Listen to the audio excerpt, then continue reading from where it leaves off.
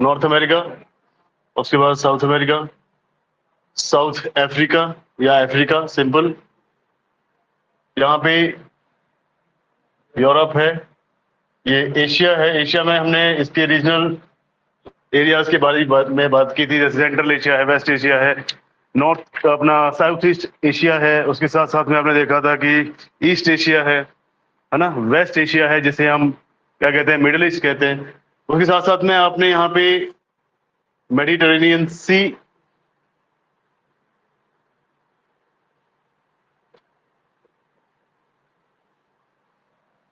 Rural या oral mountains, जो कि एशिया को यूरोप से क्या करते हैं, सेपरेट करते हैं। एशिया का सबसे अपर मोस्ट पार्ट या फिर रशिया का जो एशियन पार्ट है दैट इज साइबेरिया। साइबेरिया के नीचे फिर आपका सेंट्रल एशिया आता है, जिसमें उज्बेकिस्तान, तुर्कमेनिस्तान, कजाकिस्तान, जितने भी आपके एरियाज हैं वहां पे उस एरिया में आते हैं। आफ्टर दैट आपने सेंट्रल एशिया से बिल्कुल नीचे अगर आप आएंगे तो साउथ एशिया आता है, जिसमें साउथ एशिया में कौन कौन सी कंट्रीज है, इंडिया है, पाकिस्तान है, नेपाल है, भूटान है, और बताइए श्रीलंका है, मालदीव्स है, अफगानिस्तान है सार्क के अनुसार। उसके बाद आपने देखा कि south east Asia, south east Asia आपका म्यांमार से स्टार्ट होता है, म्यांमार के बाद क्या आएगा, Myanmar, Thailand, Laos, Cambodia, Vietnam, Singapore, Philippines, ये सारी की सारी कंट्रीज, या ब्रुनेई, ये सारी की सारी कंट्रीज जो है आपकी south east Asia. East Asia की जब हमने बात की तो उसमें आपका है north and south, Korea, China और जापान। उसके बाद वेस्ट एशिया की हमने जब बात करी तो हम अफगानिस्तान से थोड़ा परे वाली साइड को चलते हैं। अफगानिस्तान से अगर आप वेस्ट साइड पे जाएंगे, सॉरी ईस्ट वेस्ट साइड पे जाएंगे, तो आप देखेंगे वहां पे ईरान है, इराक है, कुवैत है, यमन है, ओमान है, और उसके बाद फिर आपका लगभग Africa and Europe he start हो जाता है। सो ये आपने रीजनल एरियाज की बात की थी कि एशिया में भी डिफरेंट टाइप के डायरेक्शंस के हिसाब से जो कंट्रीज पड़ती हैं उनके अलग अलग प्रकार हैं, चाहे वो सेंट्रल एशिया है, साउथ एशिया है, साउथ ईस्ट एशिया है, ईस्ट एशिया है, या वेस्ट एशिया या पर्शियन गल्फ के साथ लगने वाली आपकी कंट्रीज। उसके बाद आपने और क्या किया बताइए। हाँ जी, माउंटेन्स के बारे में बात की थी आपने। ये बार बार आपको लगेगा कि यहाँ पे रोके जाएगा, यहाँ पे आपको बार बार लगेगा कि सेम चीज को ही दोहराया जा रहा है, बट ये कुछ समय के लिए ही दोहराई जाएगी, उसके बाद फिर नहीं दोहराई जाएगी। फिर ये आपके ऊपर रखता है। अगर आप लेटर्स लेके आए हैं तो आपके लिए फायदेमंद होगा आज की क्लास भी। मैं सिर्फ कह सकता हूँ, जबरदस्ती आपसे मंगवा नहीं सकता, ठीक है। तो एटलस जरूरी है, मैं स्टार्टिंग की क्लास से कह रहा हूँ। विदाउट एटलस समझ में नहीं आएगा, क्योंकि सिर्फ यहाँ पे ही आप मैप को देखेंगे, बट अगर आप एटलस में देखेंगे प्रॉपरली तो आपको पता लगेगा कौन सी कंट्री के साथ कौन सा इस्थमस है, कौन सा स्ट्रेट है, कौन सी कंट्री है, कौन सा सी है। सो रॉकीज एंडीज यहाँ पे एटलस, यहाँ पे है एल्प्स, और यहाँ पे है हिमालय। और बताइए लास्ट क्लास का जितना याद है आपको। ये रिवीजन हो रहा है, कोई टेस्ट नहीं है, आराम से आप बता सकते। हाँ, बट बाकी हमने ओशंस की बात की थी, तो यहाँ पे है पैसिफिक, बीच में यहाँ पे अटलांटिक, यहाँ पे अंटार्कटिका, टॉप पे है आर्कटिक सर्कल, यहाँ पे आएगा आपका इंडियन ओशन, एंड अगेन यहाँ पे पैसिफिक। और बताइए इसके अलावा। हाँ, नीचे साउदर्न एशियन, जैसे हम साउदर्न ओशन कहते हैं, क्योंकि 60 डिग्री लैटिट्यूड के बाद जितने भी ओशंस हैं उसको हम साउदर्न ओशन का ही नाम देते हैं, क्योंकि उसके नीचे इतना हैबिटेबल एरिया नहीं है, इतने लोग साउथ में रहते नहीं है। साउथ आपके साउदर्न हेमिस्फीयर या फिर साउदर्न हेमिस्फीयर की हम बात कर रहे हैं। आफ्टर दैट और क्या किया आपने इसमें, इक्वेटर के हिसाब से तो आपको बताया था। इसमें देखिए दिस इज क्या है, ये रेड सी, और यहाँ पे क्या है, पर्शियन गल्फ। हाँ, उसके साथ ऊपर क्या था, यहाँ पे एक वाटर बॉडी जो कि सराउंड कर रही है नियर टू मेडिटेरेनियन। सबसे पहले क्या आएगा ऊपर, इसके बिल्कुल ऊपर आएगा ब्लैक सी, और ब्लैक के साथ ही आगे है एक कैस्पियन सी। वेरी गुड, आपने चीजें रिवाइज करी हैं ये घर पे जाके। और अब मेरे को ये बताइए, सबसे पहला कौन सा है, इसको क्या कहते हैं, फर्स्ट आइलैंड को, इंडोनेशिया के फर्स्ट आइलैंड को? सुमात्रा। उसके बाद क्या है? जावा।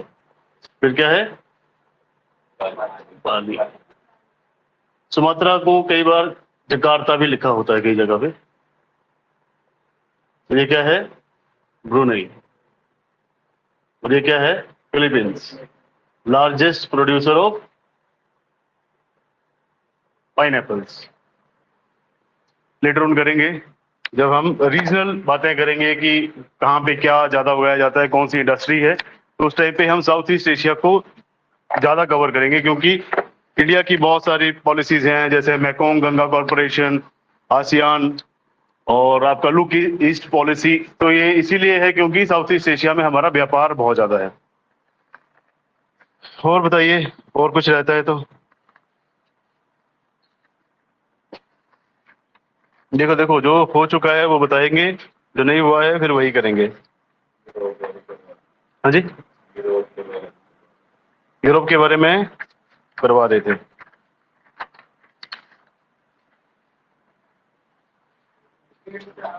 हाँ जी, स्ट्रेट्स कराने थे, हाँ स्ट्रेट्स। हाँ ये फैक्ट कुछ एक लगवाए थे ना आपको कि बाइकाल है, सुपीरियर है और कैस्पियन है, ये तीनों के बारे में हमने कुछ एक फैक्ट्स लिखे थे। सो लास्ट टाइम हमने जहाँ पे स्टॉप की थी क्लास वो था स्ट्रेट्स। स्ट्रेट्स क्या है, पढ़ के बताइए, आपको डेफिनेशन लिखाई है।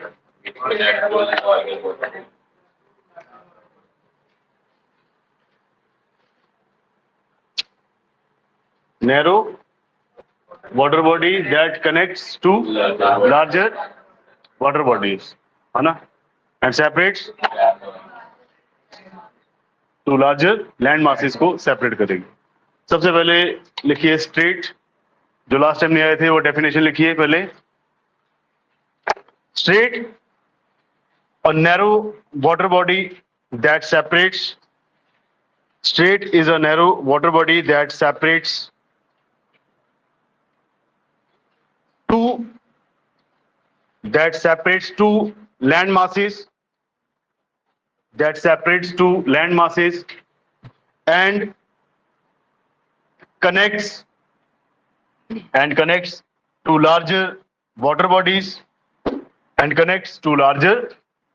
bodies और स्टूडेंट्स किस किसने, वैसे बताना तो है नहीं आपने, बट ईपीएफओ का एग्जाम किस किसने भरा है?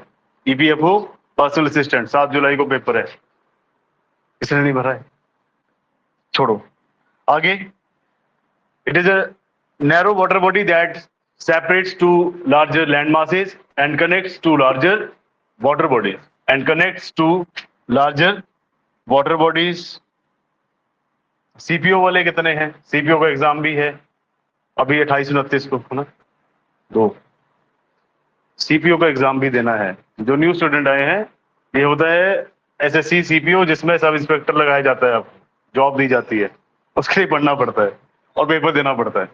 But over the period of time, जैसे आपकी ग्रेजुएशन कंप्लीट होगी उसके बाद आप एसएससी के एग्जाम देंगे अगर आप देना चाहते हैं तो। और अगर आपको सब इंस्पेक्टर लगना है सेंट्रल आर्म पुलिस फोर्सेज में, तो उसके लिए आपको एग्जाम देना होगा। और दिल्ली पुलिस में भी इसी के थ्रू वैकेंसी भरी जाती है सब इंस्पेक्टर की, ठीक है। और अगर किसी को लगता है कि उसने अभी 12th की है, 12th के बाद तैयारी कर रहे हैं, तो CHSL भी दे सकते हैं आप, ठीक है। उसमें आपको क्लरिकल जॉब दी जाती है, ठीक है, एंट्री लेवल पे अच्छी जॉब है वो। क्योंकि अगर आप उसको भी क्लियर कर लेते हैं, आपके 12th के बाद ही अगर आप CHSL क्लियर कर लेते हैं, तो उसके बाद आपको क्लरिकल जॉब मिलेगी, उसके साथ साथ अपनी आप पढ़ाई कंटिन्यू कर सकते हैं। और अभी जितनी भी सेंटर में वैकेंसीज निकल रही है, वहां पे डायरेक्ट वैकेंसीज थोड़ी कम आती है, अब क्या आती है, डेपुटेशन पे आती है। तो जैसे मान लीजिए आप 3 साल की आपकी ग्रेजुएशन या पोस्ट ग्रेजुएशन चल रही है, तो उतने साल अगर आपने काम कर लिया, तो आपके पास 3-4 साल का सेंट्रल गवर्नमेंट का सरकारी एक्सपीरियंस होगा। उस एक्सपीरियंस के थ्रू अगर आपकी डिग्री हो जाती है बाद में, पहले आप 12th लेवल पे गए हैं, फिर अगर आपकी ग्रेजुएशन डिग्री हो जाती है, 3 साल का एक्सपीरियंस हो जाता है, तो उसके बाद आप डेपुटेशन पे किसी और डिपार्टमेंट में जा सकते हैं, बड़ी पोस्ट पे, है ना। मान लीजिए अगर आप क्लरिकल थे, अगर आप LDC थे, है ना, लोअर डिवीजन क्लर्क थे, तो अपर डिवीजन क्लर्क के लिए आप डायरेक्ट एलिजिबल हो जाएंगे। ऐसा हो सकता है कि आप सेक्शन ऑफिसर भी बन जाए, क्योंकि आपको पहले असिस्टेंट लगाएगा, फिर उसके बाद सीनियर असिस्टेंट लगाया जाएगा, फिर सेक्शन ऑफिसर लगा दिया जाएगा।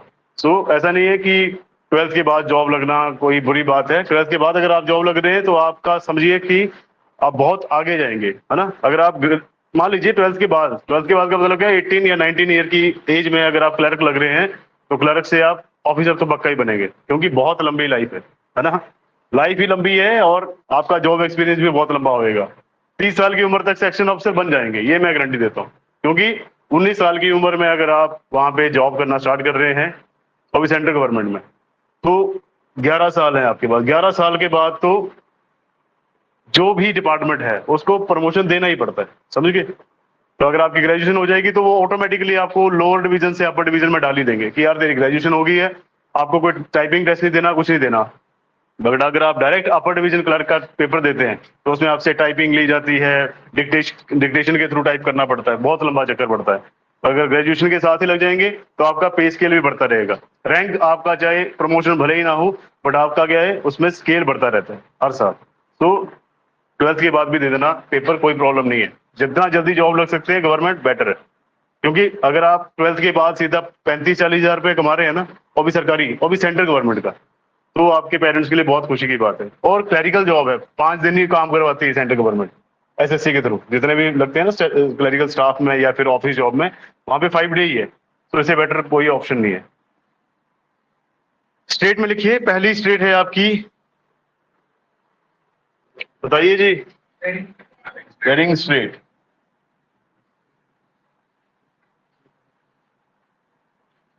फर्स्ट इज बेरिंग स्ट्रेट, इसके बारे में लिखिए। पहले दीजिए आप फर्स्ट नंबर डालिए, फिर लिखिए बेरिंग स्ट्रेट। बताइए किसके बीच है? It is between Asia and North America. So Bering Strait is between Asia and North America. Bering Strait is between Asia and North America. Asia and North America. और बीच में क्या है? वाटर बॉडी है, क्योंकि यहाँ पे पानी है, ये एरिया जो है पानी है। तो ये दो लैंड मासेस के बीच में कौन कौन से लैंड मासेस है? Asia and North America. समझ में आ रहा है? ये एक जल राशि है जो कि दो बड़े भूभागों को अलग करती है और दो बड़ी जल राशियों को जोड़ती है। हिंदी में भी था मेरे पास, हिंदी में लिख ली था आपने स्टेट का फुल डेफिनेशन लिखा था? अरे बता दो, हाँ ना, कुछ लिखा था ना?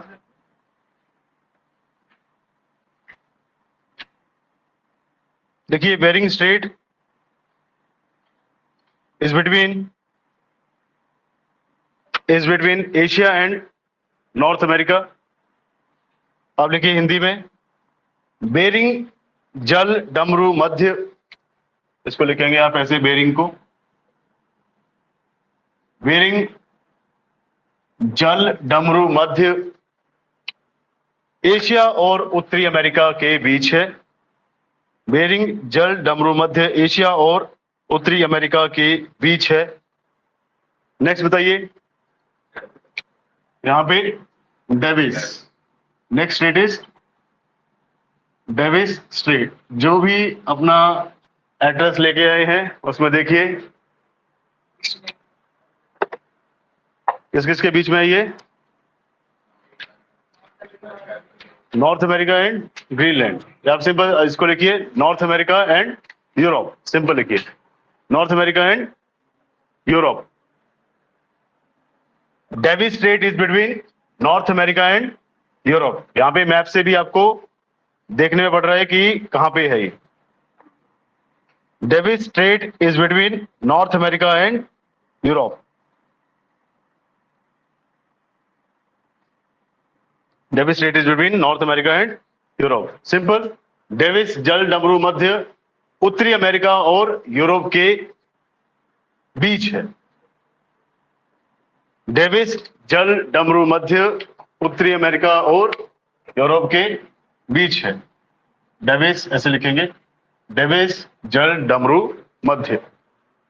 स्ट्रेट को कहते हैं जल डमरू मध्य, मतलब दो बड़ी जलराशियों को एक दूसरे के साथ जोड़ने वाला, या फिर एक ऐसी जल राशि है जो कि तंग है पर दो बड़े जल राशियों को एक दूसरे के साथ जोड़ती है और दो बड़े भूभागों को एक दूसरे से अलग करती है।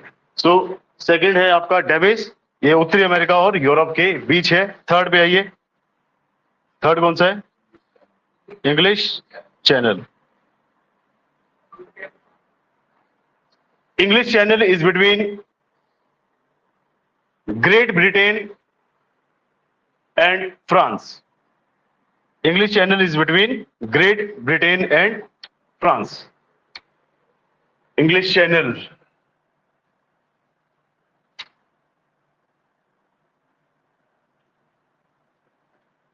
ये ज्यादा समझ में तभी आएगा जब आप एटलस देखेंगे।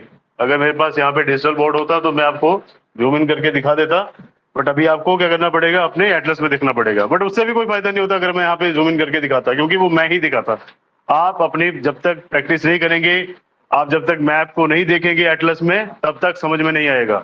So next is English channel is between great Britain and France. आप लिखिए इंग्लिश चैनल ग्रेट ब्रिटेन और फ्रांस के बीच है। इंग्लिश चैनल ग्रेट ब्रिटेन और फ्रांस के बीच है। ग्रेट ब्रिटेन और फ्रांस के बीच है। और जो ये आप लिख रहे हैं, दीज आर फैक्ट। फैक्ट क्या? कि ये कभी चेंज नहीं होगा, इन दोनों के बीच है तो दोनों के बीच में ही है। सो आपको ये प्रॉपर याद रखना है। रटा मारिए, एवरीडे रिवाइज कीजिए, एवरीडे आप इस एटलस में देखिए, बट आपको कहीं ना कहीं किसी ना किसी तरीके से ये हमेशा याद रखना है। नेक्स्ट पे आइए, फोर्थ। ये बिल्कुल फैक्ट है, ठीक है, इनको याद रखना है, लिखना है, जरूरी है। और घर जाके अभी अगर आपके पास एटलस नहीं है, होता है नई नई एडमिशन लेते हैं तो पहले रूम सेट करना है ना, पहले अपनी पॉकेट मनी को बचाना है। सो नेक्स्ट मंथ भी अगर आपके पास आता है एटलस, होता है हर किसी का अपना अपना फाइनेंशियल इशू भी रहता है कई बार। सो ऐसा नहीं है कि मैं आपको बार बार कंपेल करूं कि जाओ खरीदो, 400 रुपया खर्चो, 300 रुपया खर्चो। That is up to you. अगर आपको करना है तो आप maps of India, maps of the world ऐसे टाइप कर सकते हैं, ठीक है। आपको वहां पे पीडीएफ मिल जाएगी, तो पीडीएफ को भी आप थोड़ा स्क्रॉल कर सकते हैं, जैसे रील स्क्रॉल करते हैं वैसे ही पीडीएफ को स्क्रॉल कर लीजिए, वहां पे देख लीजिए, प्रॉपर आपको एचडी मैप मिल जाते हैं। ऑनलाइन सब कुछ अवेलेबल है। बट मैं आपको यही सजेस्ट करूंगा लेटर ऑन अगेन कि अभी अगर आप नहीं ले पा रहे हैं फर्स्ट मंथ में, तो नेक्स्ट मंथ ले लीजिए, है ना, या एक दूसरे से शेयर कर लीजिए, ये सबसे बेटर है। शेयरिंग बहुत ज्यादा जरूरी है। जब आप स्टडी कर रहे हैं, चाहे आपका थॉट है, चाहे आपके नोट्स हैं, चाहे आपकी बुक्स हैं, आपको एक दूसरे के साथ शेयर करना पड़ेगा। छुप छुपा के पढ़ के कोई भी अफसर नहीं लगता है ना। तो इसीलिए थोड़ा दिल बड़ा कीजिए, है ना। दिल बड़ा करने का मतलब क्या कि शेयर करना सीखिए। ऐसा नहीं कि मेरी बुक है तो मैं किसी को नहीं दूंगा या नहीं दूंगी, ठीक है। सो 2 घंटे आप पढ़ लीजिए, 2 घंटे दूसरे को पढ़ने दीजिए, है ना। तो उससे आपको ब्लेसिंग ही मिलेगी, पॉजिटिव ही आपके पास रिस्पॉन्स आएगा। नहीं देंगे तो उल्टा बताइए आपको क्या होगा। सो नेक्स्ट, फोर्थ पे आइए, straight of Gibraltar. Straight of Gibraltar, Gibraltar की स्पेलिंग मैं लिख देता हूं यहां पे। Straight of Gibraltar is GIBRALTOR, straight of Gibraltar. Straight of Gibraltar यहां पे है, ये this area, straight of Gibraltar. इसमें लिखिए it is between Africa and Europe. नीचे क्या है? अफ्रीका, ऊपर क्या है? Europe. It is between Africa and Europe. Straight of Gibraltar is between Africa and Europe. GIBRALTOR। Hindi में मैं यहां पे लिख देता हूं Gibraltar.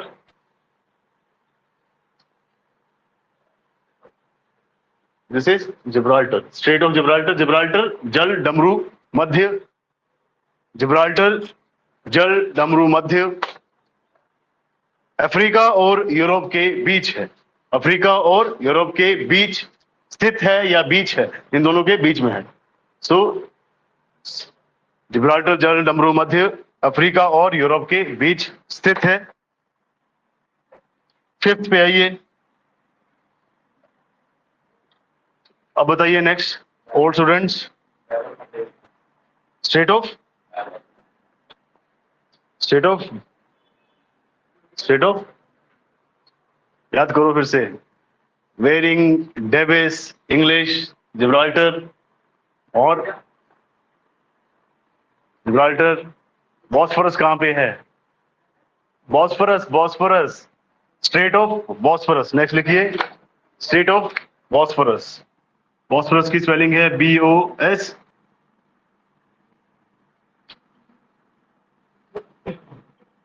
BOS PHORUS, straight of Bosphorus, straight of Bosphorus. It is between,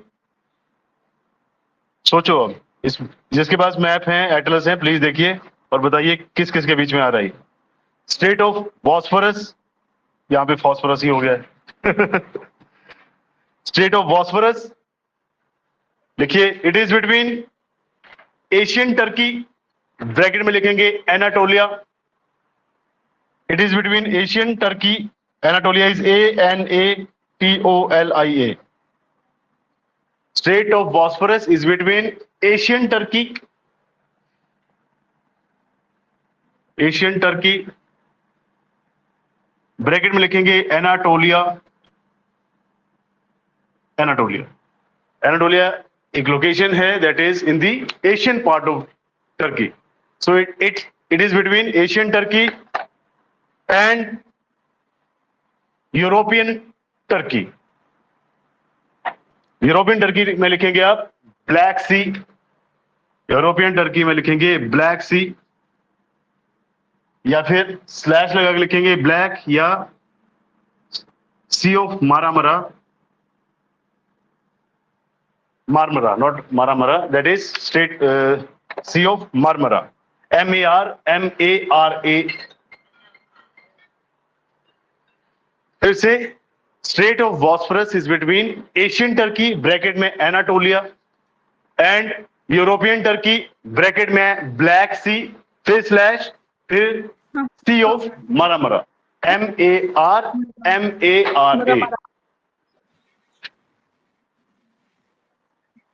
अब लिखिए, बॉस्फोरस जल डमरू मध्य। स्पेस बचा ही नहीं है मैप करके। बॉस्फोरस जल डमरू मध्य। अब मुझे लोकेशन बताइए। यहां पे था आपका जिब्राल्टर,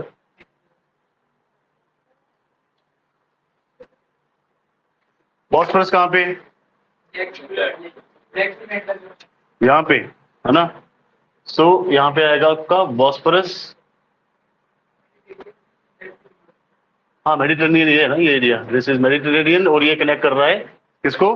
ब्लैक सी को। मेडिटेरेनियन को थोड़ा सा ब्लू कर देते हैं ताकि वाटर बॉडी लगे। ये मेडिटेरेनियन सी को किससे कनेक्ट कर रहा है? बॉस्फोरस को। आप समझेंगे इसे लेटर ऑन कि कहां से किधर को जाने गए, है ना। मैं आपसे पूछूंगा, ship carrying goods from north America, आपको कहां लेके जाना है? सुमात्रा में, है ना। लास्ट टाइम भी किया था, जिन्होंने किया उनको मालूम है, जिनको नहीं पता है आपके लिए नई चीज है। आप बॉस्फोरस को लिखिए, हिंदी में बॉस्फोरस को लिखेंगे आप लाइक इस तरह,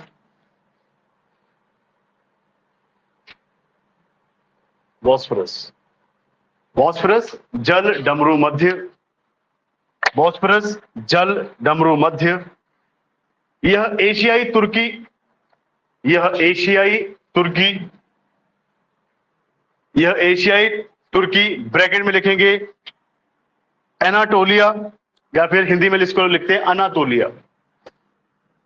यह एशियाई तुर्की, ब्रैकेट में लिखेंगे अनातोलिया। अनातोलिया जो है एक वहां पे एरिया है। फॉर एग्जांपल, टर्की में अभी last year, not last year, 2022 में वहां पे अर्थक्वेक हुआ। तो अर्थक्वेक होने का कारण क्या था? क्योंकि एशियन प्लेट एनाटोलियन प्लेट के साथ में टकराई थी, है ना। तो उस कारण जो है वहां पे अर्थक्वेक आया। तो एनाटोलिया जो है एक टाइप से वहां की जगह का नाम है। आप सिंपल समझिए कि ये एशियन टर्की का भाग है, और यही प्लेट जब मूव करी तो वहां पे अर्थक्वेक आया था। बहुत डिजास्टर्स अर्थक्वेक था, बहुत लोगों की जान गई, बहुत ज्यादा इंफ्रास्ट्रक्चर खत्म हो गया, मतलब बिल्डिंग्स गिर गई बड़ी बड़ी, बहुत लोगों की मृत्यु हुई वहां पे। सो पहला क्या है, यह एशियाई तुर्की फिर ब्रैकेट में अनातोलिया और यूरोपीय तुर्की के बीच स्थित है। और यूरोपीय तुर्की लिखने के बाद लिखेंगे काला सागर, फिर स्लैश लगा के लिखेंगे इसके साथ ऑप्शन में मरमारा समुद्र, काला सागर स्लैश मरमारा समुद्र के बीच स्थित है। सो बॉस्फोरस जल डमरू मध्य, यह एशियाई तुर्की ब्रैकेट में अनातोलिया और यूरोपीय तुर्की काला सागर मरमरा समुद्र के बीच स्थित है। नेक्स्ट अब बताइए, अब आएगा आपका स्टेट ऑफ बाबल मंडल कहां पे है, बताइए, ढूंढिए इसमें। रेड सी के नीचे यहां पे जबूती के पास, इधर यहां पे लिखेंगे आप। नेक्स्ट इज आपका बैब अल मंडल। अब आपको रेड सी से क्या कनेक्ट करेगा, सुएज कैनाल, यहां से एक कैनाल जाएगी that will connect you to the red sea. So यहां पे है सुएज कैनाल। अब देखिए बैब अल मंडल, देखिए स्टेट को, strait of Bab el Mandeb, strait of Bab el मंडल।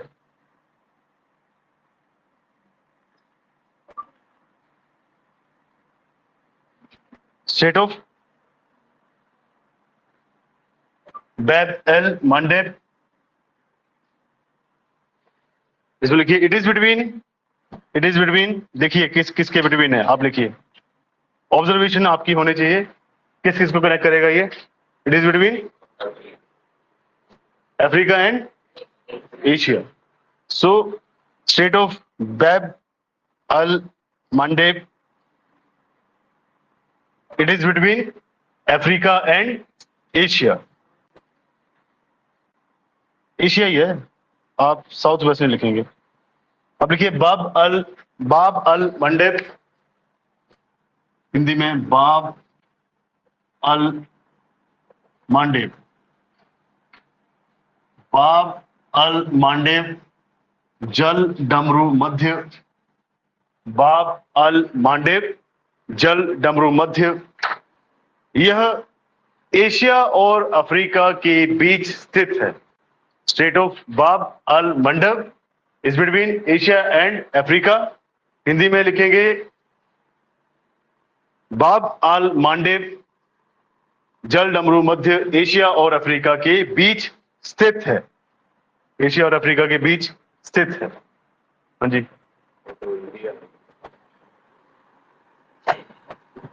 उल्टा हो गया।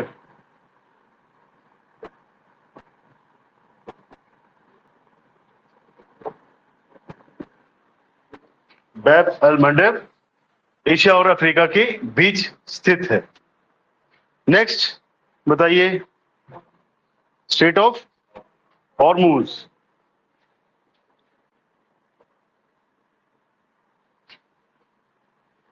देखिए एटलस में कहां पे है,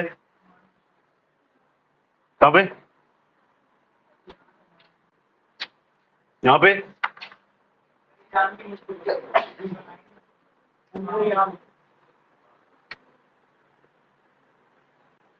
दिस इज क्या है ये, हॉर्मूज। और कहां पे, पर्शियन गल्फ के साथ, है ना।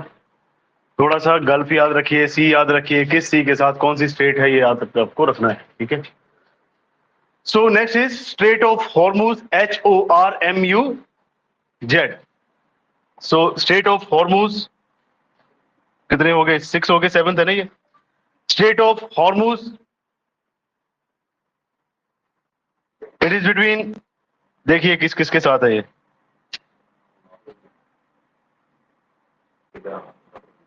एटलस पे ध्यान दीजिए, उसके बाद बताइए।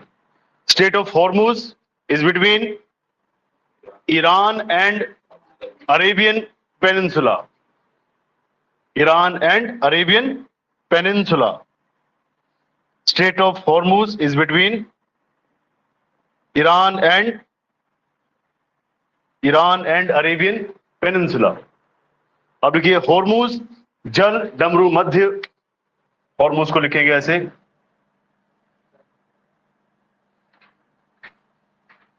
हॉर्मूज जल डमरू मध्य, हॉर्मूज जल डमरू मध्य, यह ईरान और अरब प्रायद्वीप के बीच स्थित है।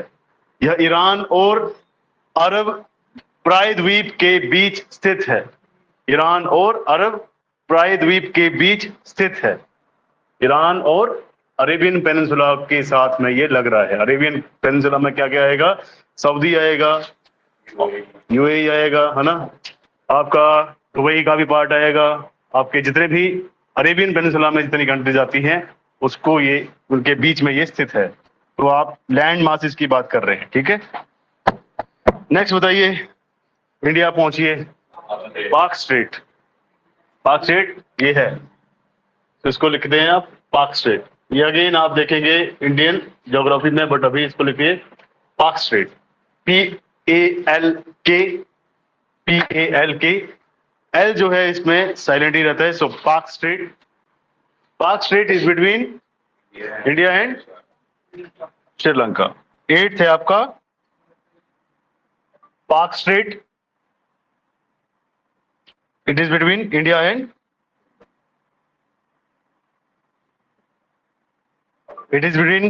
And Sri Lanka. 9th state of Malacca.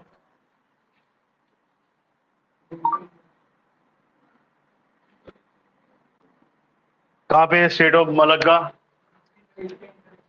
यहां पे, this is Malacca state, this is state of Malacca,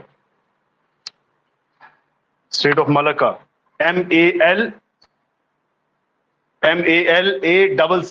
so strait of Malacca, it is between, बताओ ये मैप देखिए फिर बताइए, it is between Sumatra and Malaysia. Sumatra के ब्रैकेट में ले सकते हैं इंडोनेशिया, है ना, बट आप लिखेंगे सुमात्रा एंड, क्या कहा, Sumatra and Malaysia.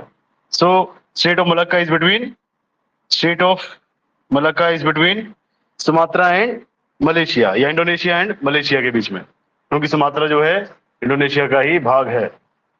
Sumatra and Malaysia. कितनी हो गई टोटल?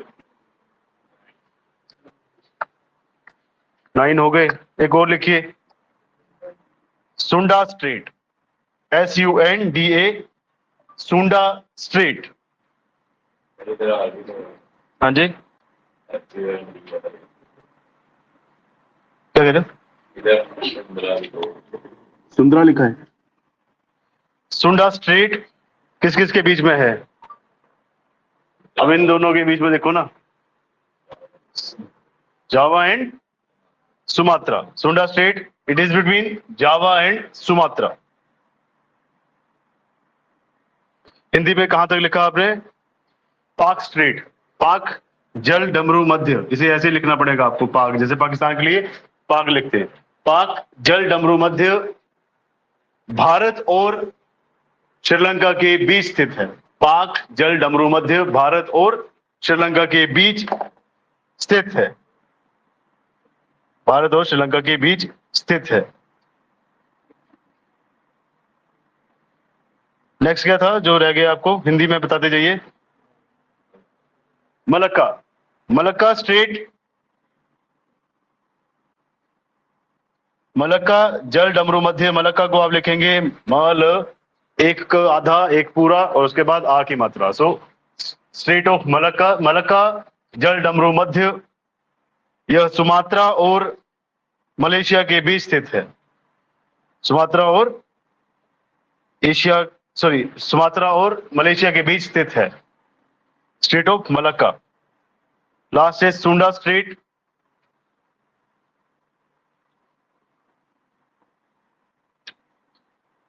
नेक्स्ट इज सुंडा स्ट्रेट। मैं आपको आपके ग्रुप में भी भेज रहा हूँ, हिंदी इंग्लिश दोनों के ही।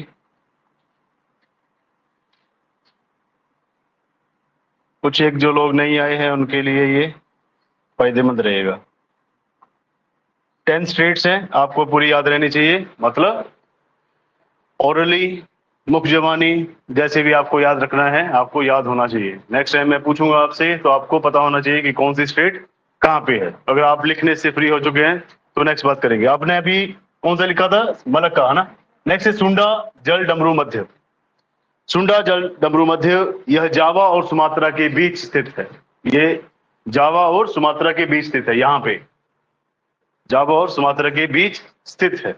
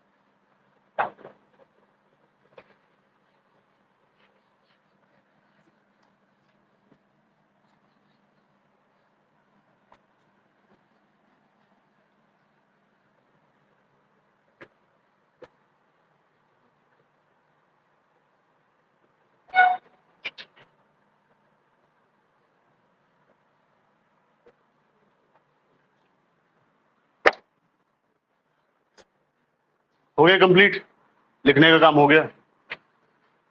सबसे पहले आपकी जो स्ट्रेट है दैट इज बेरिंग स्ट्रेट, उसके बाद है डेविस स्ट्रेट, है ना। इन दो वाटर बॉडी के बीच में है, ये यहाँ पे दो वाटर बॉडीज के बीच में है, याद रखिए। यहाँ पे अगर आपको फ्रांस से इधर की तरफ को जाना है तो आपका क्या आ रहा है यहाँ पे? English channel.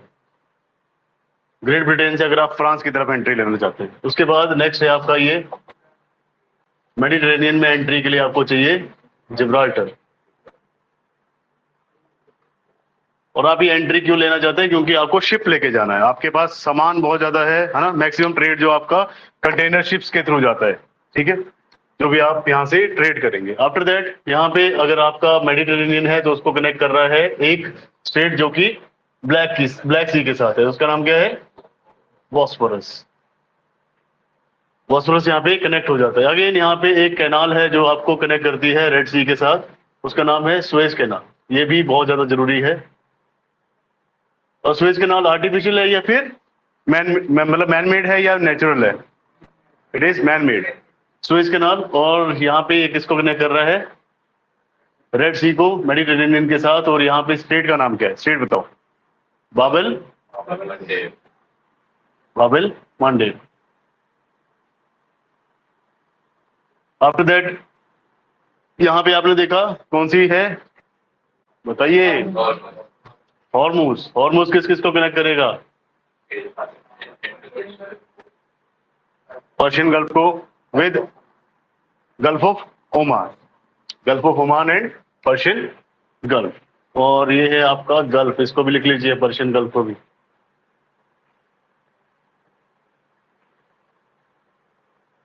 After that next क्या है? पाक स्ट्रेट, इंडिया और श्रीलंका के बीच में। तो यहाँ पे आपका श्रीलंका है, तो इन दोनों के बीच में पाक स्ट्रेट। आफ्टर दैट आपके ये इंडोनेशिया के आइलैंड्स हैं और साथ में मलेशिया लगता है। तो इन दोनों के बीच में जो है उसका नाम क्या है? मालक्का। Malacca strait. इन दोनों के बीच में जो है उसका नाम क्या है? सुंडा। यहां से याद करेंगे, दिस इज फर्स्ट किस किस के साथ? एशिया और नॉर्थ अमेरिका। नॉर्थ अमेरिका और यूरोप के बीच में Davis. English channel between UK and France. उसके बाद नेक्स्ट है आपका जिब्राल्टर, अफ्रीका एंड यूरोप। उसके बाद Bosphorus. Bosphorus between Asian Turkey, मतलब ब्लैक सी और एनाटोलिया, इन दोनों के बीच में है ये। आफ्टर दैट आपका बेबल मंडेव किस किस के बीच में? Africa and Asia. Africa and Asia. After that आपका है नेक्स्ट हॉर्मूज। हॉर्मूज में क्यों फंस जा रहे हैं? हॉर्मूज पढ़िए जो लिखा है, एशिया और अरेबियन पेनिनसुला। नेक्स्ट पाक स्टेट तो आपको याद ही होएगा, मलक्का, मलेशिया इंडोनेशिया, या फिर Malaysia and Sumatra, Sumatra and Java. So यहाँ पे है आपका सुमात्रा, जावा, फिर एंड में है बाली। सो ये आपके टोटल हो गए स्ट्रेट्स। हम बात करेंगे इसी का उल्टा, जो आपने बोला कि narrow water body that connects to larger water bodies and separates two larger land masses. अब हम बात करेंगे, पहले हमने बात करी जल डमरू मध्य, ऐसी जल राशि जो कि दो बड़ी जल राशियों को जोड़ती है और दो बड़े भूभागों को अलग करती है। अब हम बात करेंगे इस्थमस की। इस्थमस को हम कहते हैं हिंदी में थल समथिंग, कुछ नाम था उसका। हाँ जी, वो तो है हिंदी में। पहले आप इंग्लिश में लिखिए, इस्थमस लिखिए पहले। Isthmus is ISTHUMUS, that is isthmus. Isthmus definition लिखिए आप। Isthmus is a narrow isthmus is a narrow landmass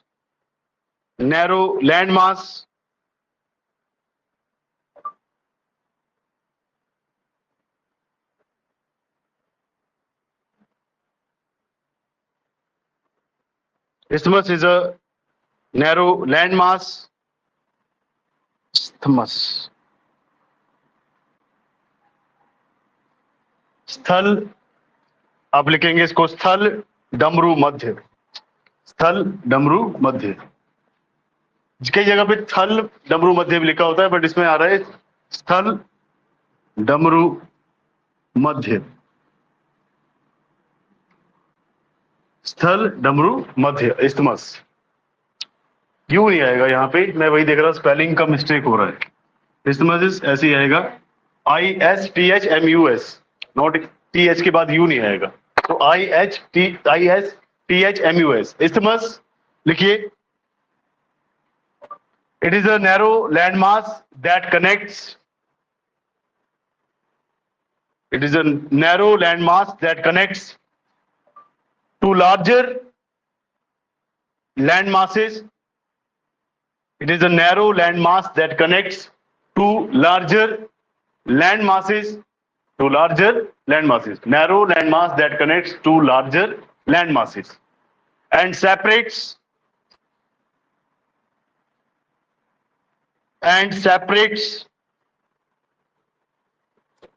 two larger water bodies and separates two larger water bodies, two larger water bodies,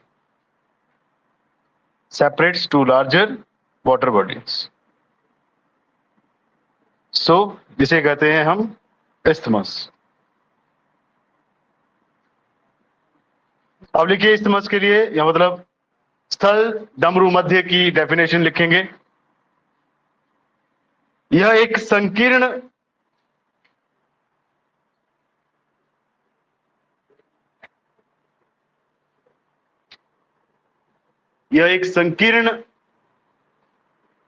भूभाग है, यह एक संकीर्ण भूभाग है जो कि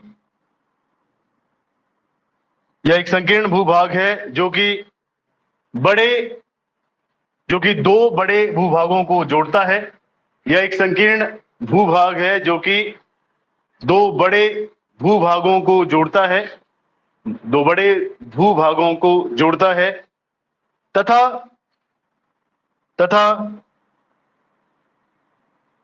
तथा दो बड़े जल निकायों को अलग करता है, तथा दो बड़े जल निकायों को अलग करता है, तथा दो बड़े जल निकायों को या फिर जल राशियों को अलग करता है।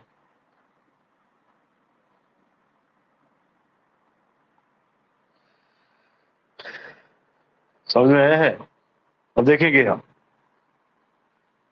यहां पे है आपका इस्थमस, उसका नाम क्या है? पनामा।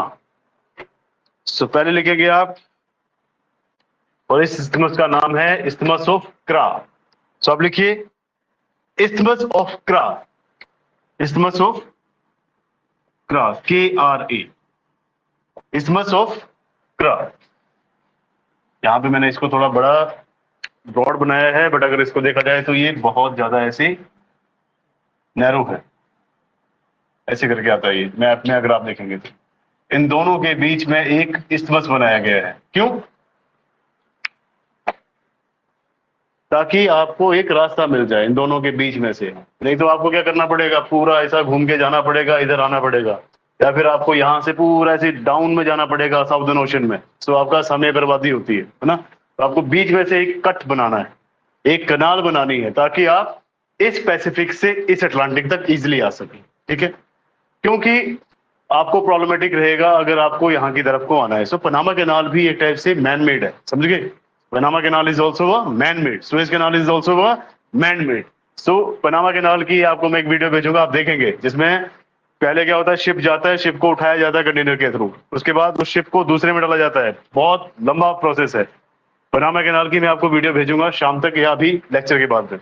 तो पनामा कैनाल आप देखेंगे कि बहुत ज्यादा सिस्टमेटिक है, और यहाँ पे लाखों कंटेनर, फॉर एग्जांपल ये जो एरिया है ना, इस एरिया में या इस एरिया में, यहाँ पे कंटेनर शिप अपनी बारी के लिए, अपने टर्न के लिए बड़े समय तक खड़े रहते हैं।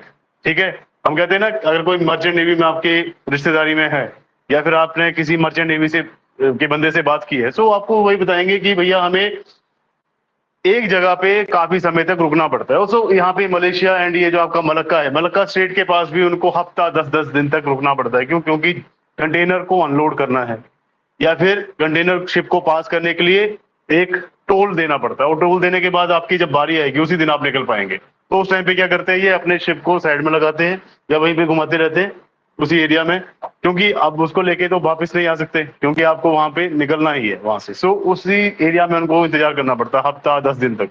तो ये बहुत बड़ा प्रॉब्लम है। तो मतलब आपको ये सारी प्रॉब्लम को मिटिगेट करना है, तो आपको बीच में से इस्थमस ऑफ क्रा बनाना पड़ा, दैट इज पनामा कैनाल, है ना। सो लिखिए इस्थमस ऑफ क्रा, ये है isthmus of Kra. Isthmus of Kra में लिखिए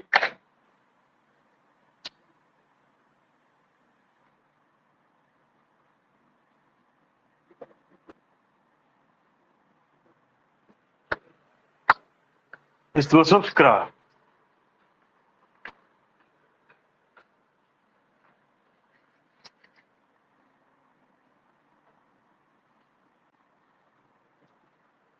फॉर एग्जाम्पल जैसे यहाँ पे आपका पनामा है, यहाँ पे आपका मलक्का स्टेट है, बट ये यहाँ पे ट्रैफिक बहुत ज्यादा है, समझ रहे हो।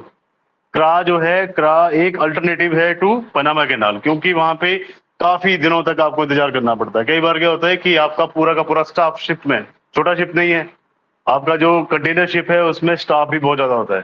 तो कई बार क्या होता है कि वो परेशान हो जाते हैं, वहां पे महीना महीना भर वहां पे खड़े रहना पड़ेगा, तो वो परेशान होंगे, इसीलिए उसका कोई ना कोई अल्टरनेटिव ढूंढा जाता है। तो अल्टरनेटिव इन्होंने बनाया है, उस अल्टरनेटिव के बारे में ही आप लिखेंगे। सो पनामा कैनाल का है ये अल्टरनेटिव, लिखिए it is alternative to the Panama canal. No, isthmus of क्रा।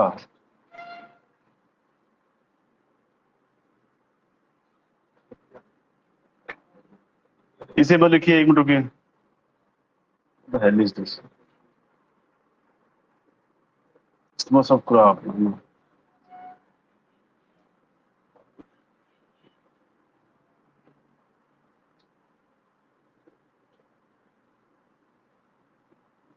इसमें लिखिए पहले, it is an alternative to strait of Malacca.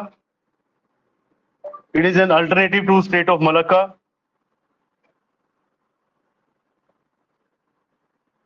It is an alternative to strait of Malacca for reducing, it is an alternative to state of Malacca for reducing trade pressure on it, to reduce trade pressure on it, trade pressure on it, अब लिखिए क्रा, क्रा को आप लिखेंगे ऐसा, क्रा स्थल डमरू मध्य, क्रा स्थल डमरू मध्य। यह मलक्का जल डमरू मध्य, लिखिए यह मलक्का जल डमरू मध्य, यह मलक्का जल डमरू मध्य पर व्यापार दबाव, यह मलक्का जल डमरू मध्य पर व्यापार दबाव को कम करने के लिए, व्यापार दबाव को कम करने के लिए एक विकल्प है, एक विकल्प है। यह मलक्का जल डमरू मध्य पर व्यापार दबाव को कम करने के लिए एक क्या है, विकल्प है। विकल्प का मतलब क्या है कि दिस इज अ अल्टरनेटिव। अब ये कह रहे हैं, सिंपल समझिए इसमें कि ये जो आपका क्षेत्र है ये बहुत ज्यादा बिजी क्षेत्र है, तो इससे बेटर है कि आप क्या करें, इसके बीच में से एक कट करें और यहां से कनाल बना दें। समझ रहे हैं कि आपने इसको कट करना है और यहां से ही कनाल निकाल देनी, ताकि आप इस रूट के थ्रू भी अपने शिप ले जा सकें। जैसे कि हमने पनामा को बनाया, पनामा जैसे कट करके बनाया गया, तो वैसे ही कह रहे हैं कि यहां से भी एक ऐसा बना देना चाहिए ताकि मलक्का और इस्थमस ऑफ क्रा, इन दोनों के थ्रू आपके कंटेनर शिप एक जगह से दूसरी जगह जाते रहे। क्योंकि यहां से आप कहां जाएंगे, यहां से उधर ही पहुंचोगे। और सिंपल समझो ना, वहां पे पैसिफिक है, यहाँ पे पैसिफिक है, तो अगर आप यहां से डायरेक्ट इसको कनेक्ट कर देंगे तो आप सीधा कहां पहुंचेंगे, नॉर्थ अमेरिका। नॉर्थ अमेरिका से फिर दोबारा आपके पास क्या है, पनामा, पनामा के थ्रू फिर आप यहां पे पहुंच जाएंगे नॉर्थ अटलांटिक में। सो ये अल्टरनेटिव बनाया गया है। अब एक और है, लिखिए, लिखिए and another alternative to Panama canal, and another alternative to Panama Canal is proposed on Lake Nicaragua, is proposed on Lake Nicaragua, NICARGUA, Lake Nicaragua। अभी आप अपने एड्रेस में देखिए कहां पे है लेक निकारागुआ। सो ये कह रहे हैं कि पनामा के ऊपर भी बहुत ज्यादा रश है, और पनामा के ऊपर रश है तो उसके लिए भी हमें कुछ ना कुछ एक विकल्प ढूंढना चाहिए ताकि आप लेक निकारागुआ के थ्रू एक इस्थमस बना सके। So another alternative is proposed, या फिर another alternative to Panama Canal is proposed on Lake, another alternative to Panama Canal is proposed on Lake NICARGUA, Nicaragua. देखिए निकारागुआ कहां पे, प्लीज अपने मैप्स को देखिए। निकारागुआ में यहां पे भी ए आएगा। निकारागुआ कहां पे है, अरे देखिए, इसीलिए कहते हैं कि एटलस इज इंपॉर्टेंट। अगर एक बेंच पे एक एटलस है तो बाकी सब शेयर कीजिए और उसको देखिए। निकारागुआ कहां पे है, देखिए, देखिए और बताइए मुझे। तब तक हिंदी मीडियम आप लिखिए। क्रा तो आपने लिख लिया। पनामा नहर का एक अन्य विकल्प, पनामा नहर का एक अन्य विकल्प, पनामा नहर का एक अन्य विकल्प निकारागुआ झील पर प्रस्तावित है। निकारागुआ झील पर प्रस्तावित है, प्रस्तावित है, सॉरी, निकारागुआ झील पर प्रस्तावित है। प्रस्तावित मीन्स प्रपोज्ड। मिला नहीं, साउथ अमेरिका देखिए, south America, central America, central America के साथ में ही ऊपर देखिए लेक निकारागुआ, आपको ब्लू कलर में ही दिखेगी लेक हमेशा। अरे बीच बीच में एटलस है ही नहीं किसी के पास सर। कोस्टा रिका के ऊपर सर, ये तो है ही नहीं, आई थिंक आपके पास है, देख रहे हैं।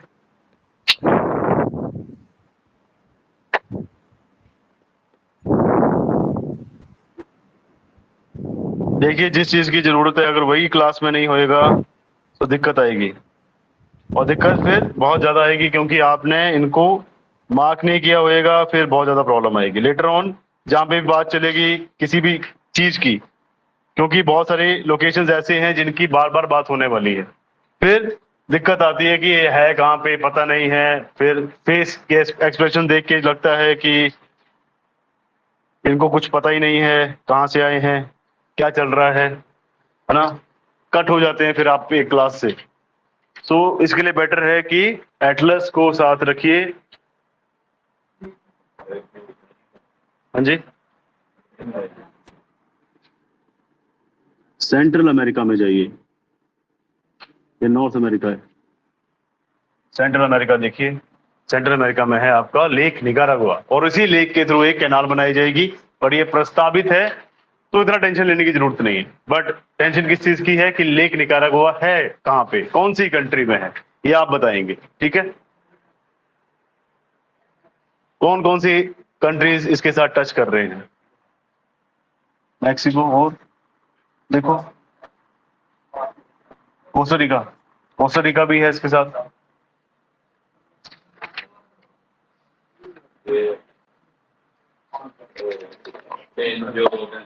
है मिले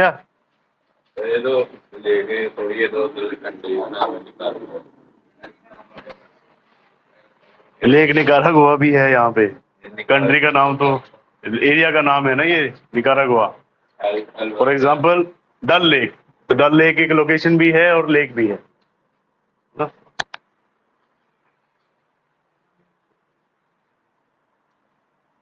आगे बढ़े, आप आते हैं, क्रा भी हो गया, everything.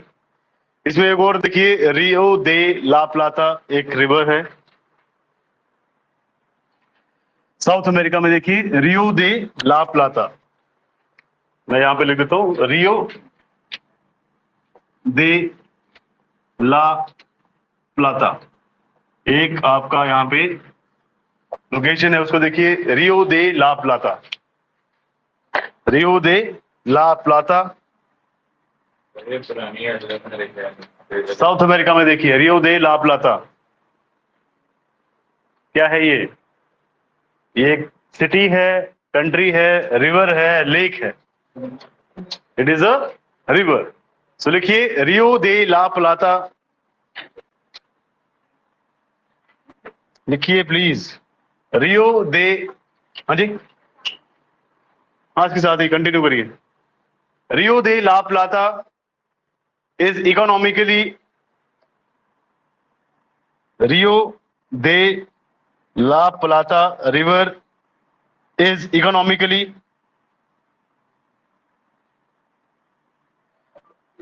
economically most important river of South America. Rio de la Plata river is economically most important river of South America. आप इसे लिखेंगे हिंदी में, रियो डी ला प्लाटा, आप प्लाटा लिखेंगे इसको। सो रियो डी ला प्लाटा नदी आर्थिक रूप से दक्षिण अमेरिका की, आर्थिक रूप से दक्षिण अमेरिका की, आर्थिक रूप से दक्षिण अमेरिका की सबसे महत्वपूर्ण नदी है। रियो डी ला प्लाटा नदी आर्थिक रूप से दक्षिण अमेरिका की सबसे महत्वपूर्ण नदी है, सबसे महत्वपूर्ण नदी है। अब लिखिए most important rivers of the world, heading दीजिए most important rivers of the world, most important rivers of the world, most important rivers of the world,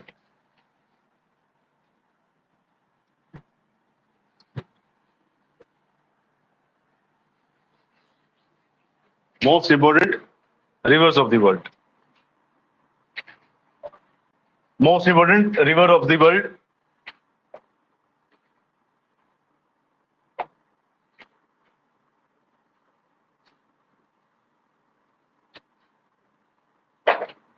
first point लिखिए, पहली नदी जिसके बारे में बात करेंगे। North America, river Mississippi. North America, river Mississippi. MISSISSIPPI,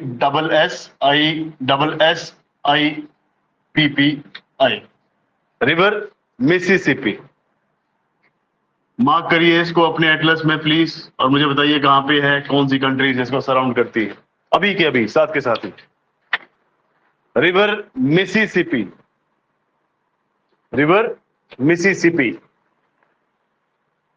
Atlas में देखिए, इसको मार्क करिए एटलस में, और इसके नियर बाई की कंट्रीज के बारे में बताइए।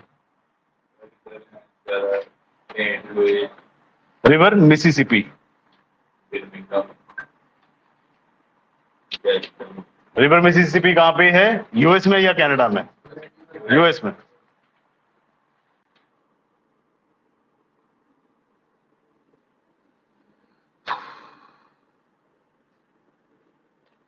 और इसका डेल्टा कहां बनेगा? उसमें देखिए, मेरे तरफ देखिए है गल्फ ऑफ मैक्सिको। सो ये फ्लो करेगी गल्फ ऑफ मैक्सिको में।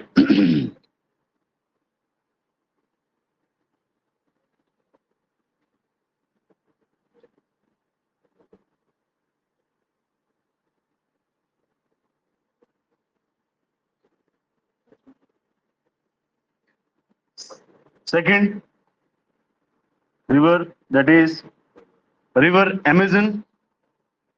रिवर अमेजन देखिए इसमें कहां पे है, south America. River Amazon, south America.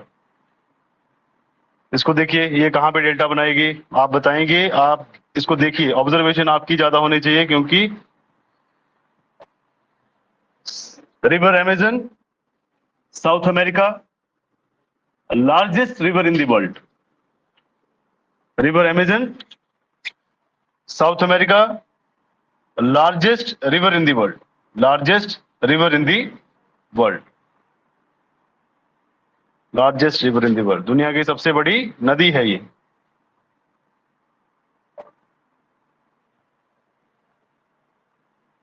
But इसमें कोई भी अमेजन में कोई भी इकोनॉमिक एक्टिविटी नहीं होती, क्योंकि ये ट्रॉपिकल रेन फॉरेस्ट है। वहां पे आप कोई भी इंडस्ट्री नहीं सेटअप कर सकते। सो इकोनॉमिकली इंपॉर्टेंट नहीं है, but in terms of volume of water, पानी बहुत ज्यादा होने के कारण इसे सबसे बड़ी कहा जाता है ना। सो सेकेंड थी रिवर अमेजन, देखा, मार्क किया। थर्ड मैंने आपको बता ही दिया, that is river Rio de la प्लाता। इसको भी लिख लीजिए, ये तो लिखा ही आपने है ना। रियो दे ला प्लाता का एक नाम और भी है, रिवर पराना। इसको रिवर पराना भी कहते हैं, PARANA, रिवर पराना, या फिर रियो दे ला प्लाता। तो इसका रिवर पराना भी नाम है, पराना नदी भी कहा जाता है इसे। उसके बाद आएंगे आप Africa. Africa, river Nile, longest river in the world. Africa, river Nile, longest river in the world, दुनिया की सबसे लंबी नदी। दुनिया की सबसे लंबी नदी। कौन सा माउंटेन रेंज है? एंडीज। एंडीज। और कहां से निकलती है आपकी अमेजन?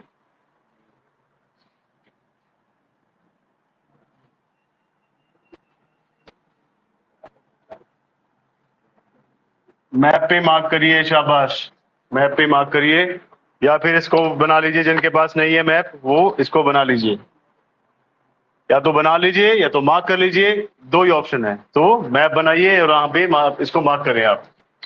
रियो दे ला प्लाता, इसकी दो बाउंड्रीज हैं, मतलब दो साइड को ये आपकी चलेगी।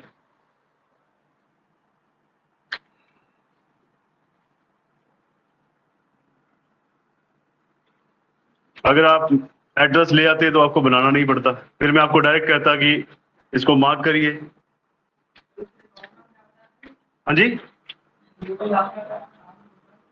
Parana, Parana, PARANA, Parana, river Parana. Nile आपकी इसको हटाना पड़ेगा।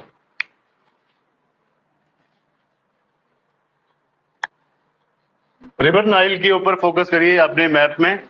रिवर नाइल कहां पे है उसको देखिए पहले। मेडिटेरेनियन से निकल रही है या मेडिटेरेनियन में जाके अपना डेल्टा बना रही है? तो ये डेल्टा बना रही है कहां पे? मेडिटेरेनियन में। सो यहां से ये स्टार्ट होएगी, then it will make delta in the. मैं बिल्कुल स्ट्रेट बना रहा हूं बट रिवर इतना स्ट्रेट नहीं जाती है, आपको मालूम है रिवर का फ्लो अलग होता है। सो आपको सिर्फ इतना याद रखना है कि ये डेल्टा कहां पे बना रही है। So second is Nile, river Nile. देखा मैप में, देखा आपने? फोकस करिए। अफ्रीका में ही फिर से फोर्थ नदी बताइए। रिवर कॉन्गो और Zaire, it cuts equator 2 times. River Congo और Zaire, Zaire is ZAIRE, ZAIRE, river Jair.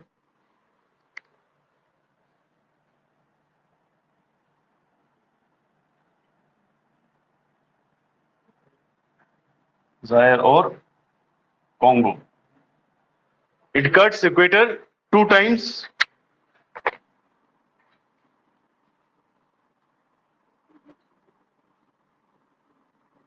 Map में देखिए कहां पे कट कर रही है और वो पॉइंट बताइए मुझे। It cuts equator 2 time, river Congo और Jair cuts equator 2 times.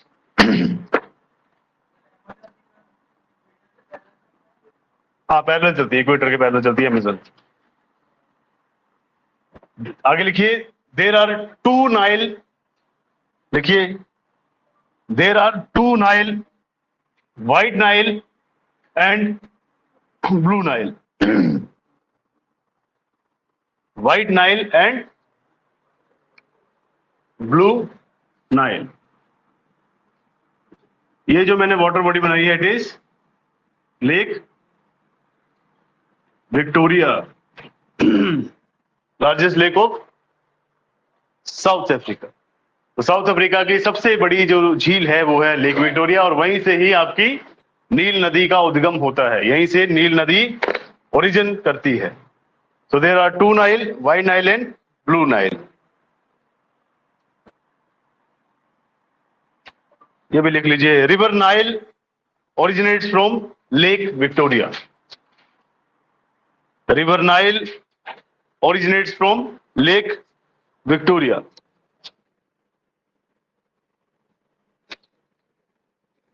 Lake Victoria से निकलती है आपकी रिवर नाइल। अभी स्लो एंड स्टेडी लग रहा है आपको कि बहुत आराम से चल रहा है, बट ये स्लो ही चले तो बेटर है, तभी समझ में आएगा, है ना? सो मैं आपसे यही रिक्वेस्ट करूंगा और आपसे मैं यही विनती कर सकता हूं, है ना? कंपेल नहीं कर सकते, आपको घर जाके इसको पढ़ना है। मैप जरूर आपको उसको मार्क करना पड़ेगा, है ना? या तो फिर ऐसा करिए, ऐसा मैप ले लीजिए, ठीक है, समझ गए? और साथ में रख लो एक मार्कर, परमानेंट नहीं, मार्कर रखो वहां पे, उसको ऐड कर लो, बट जैसे यहाँ पे निशान लगाए वैसे नहीं। साथ में फिर आपके पास एक सैनिटाइजर होना चाहिए, है ना, ताकि आप उसको साफ भी कर सके। बट कैसा होना चाहिए? पेपर वाला नहीं होना चाहिए, उसके ऊपर क्या है, शीट होनी चाहिए, मतलब प्लास्टिक लगाओ, लेमिनेशन सर, ताकि आप मार्क करें तो खराब भी ना हो, ठीक है? वो ज्यादा बेटर मेथड है। बुक से पेज बदलते रहेंगे, बट इसमें प्रॉब्लम क्या है कि कुछ एक लोकेशंस मिल जाएंगी, कुछ नहीं मिलेंगी, बट एटलस में सब कुछ अवेलेबल है। तो इसीलिए एटलस में क्या है, थोरो पढ़ सकते हैं। तो शॉर्टकट ही मारना है तो आप यहाँ से सीधा एक प्रॉपर कैलेंडर टाइप मैप ले लीजिए, बहुत अच्छे होते हैं वो भी। पेपर मैप मत लीजिएगा जो फोल्ड हो जाता है फिर वो फट जाता है, वो जो 20-30 रुपए का आता है वो नहीं लेना, बड़ा रखिए या फिर सीधा एटलस रख लीजिए, वो ज्यादा बेटर है। अब आइए भैया उस पे 5th रिवर पे आइए। आई थिंक हिंदी में भी लिखाना रह गया है, बट आप पहले यूरोप लिख लीजिए, फिर सारा इकट्ठा ही लिखाया जाएगा। अब देखिए Europe, river Rhine and Rhone are most important rivers of north, not north but rivers of Europe. River Rhine and Rhone are most important rivers of Europe. Europe की बहुत ज्यादा इंपॉर्टेंट रिवर्स हैं, that is Rhine and Rhone. River Rhine and Rhone are most important rivers of Europe.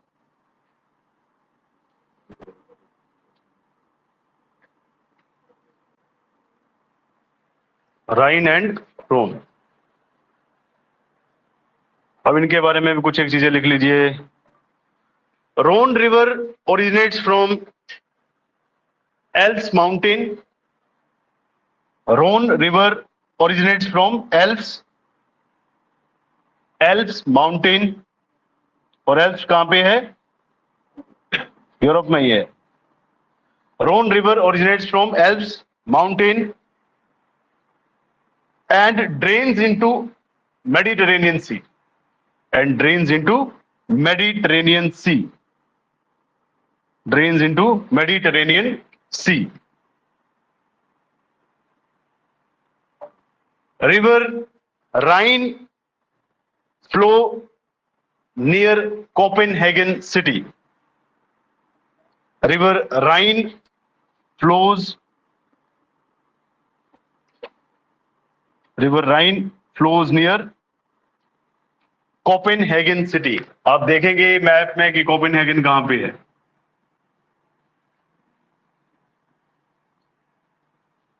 Flows near Copenhagen. COPENHAGEN. COPENHAGEN. Copenhagen city. Hindi में लिखिए सबसे पहले. उत्तरी America. उत्तरी अमेरिका. River Mississippi. उत्तरी अमेरिका रिवर मिसिसिपी. यहां की इंपॉर्टेंट रिवर आपकी एक ही है, दैट इज मिसिसिपी. और ये मिसिसिपी अपना डेल्टा किसे बनाती है? मैक्सिको, गल्फ ऑफ मैक्सिको में, मैक्सिको की खाड़ी में ये अपना डेल्टा बनाते हैं, नियर बाय उसके. 2 बार हिंदी हो गया.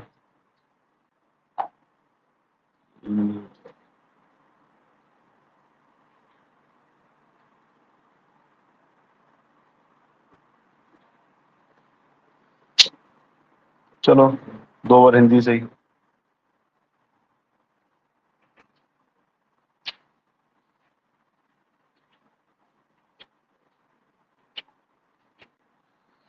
उत्तरी अमेरिका में है मिसिसिपी नदी. दूसरा दक्षिणी अमेरिका. दक्षिण अमेरिका अमेजन नदी. दक्षिण अमेरिका अमेजन नदी विश्व की सबसे बड़ी नदी है. दक्षिण अमेरिका अमेजन नदी विश्व की सबसे बड़ी नदी है. बड़ा जब भी कहा जाए तो मतलब उसमें अमाउंट कितना है तो उसकी बात की जा रही है. ठीक है, ये विश्व की सबसे बड़ी नदी है. उसके बाद अफ्रीका नील नदी.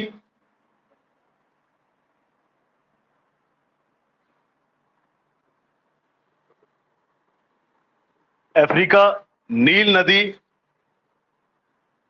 आपको बताए ये विश्व की सबसे लंबी नदी है. अफ्रीका नील नदी विश्व की सबसे लंबी नदी है. कोंगो, इसको आप हिंदी में लिखेंगे कांगो. कोंगो या जायर, इसको ज़ेरे लिखा हुआ है हिंदी में, ज़ेरे. कोंगो या ज़ेरे नदी. कोंगो या ज़ेरे नदी ये भूमध्य रेखा को 2 बार काटती है. कोंगो या ज़ेरे नदी ये भूमध्य रेखा को 2 बार काटती है. भूमध्य रेखा को 2 बार काटती है. नील नदी विक्टोरिया झील से निकलती है. नील नदी विक्टोरिया झील से निकलती है. विक्टोरिया झील से निकलती है. नील नदी विक्टोरिया झील से निकलती है. अब कौन सी नदी रह गई थी इसमें? आगे लिखेंगे राइन और रोन। राइन को ऐसे लिखेंगे, राइन और रोन। राइन और रोन